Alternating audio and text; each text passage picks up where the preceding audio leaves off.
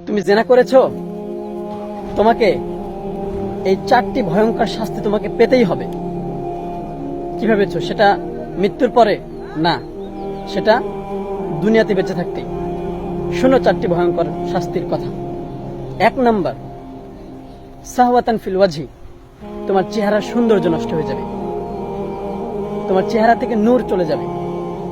তুমি যতই face wash, Fair and Lovely মাখাও না কেন, এগুলো গুলায় খাও না কেন, হয়তো সাময়িক সময়ের জন্য তোমার চামড়া সুন্দর হতে পারে, কিন্তু তোমার চেহারার ভিতর থেকে নূর চলে যাবে।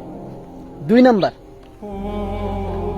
নুসকান ফির রিজকি, তোমার রিজিকে বরকত চলে যাবে।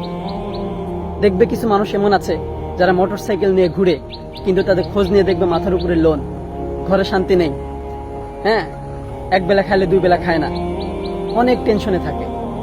3 নাম্বার, বাগতাতান ফি কুলুবিল খালক, মানুষের মনে তোমার জন্য ঘৃণা সৃষ্টি করে দেওয়া হবে।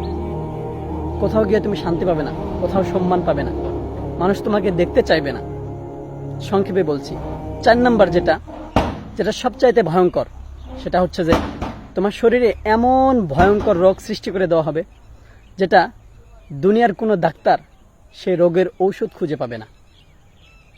বুঝছো?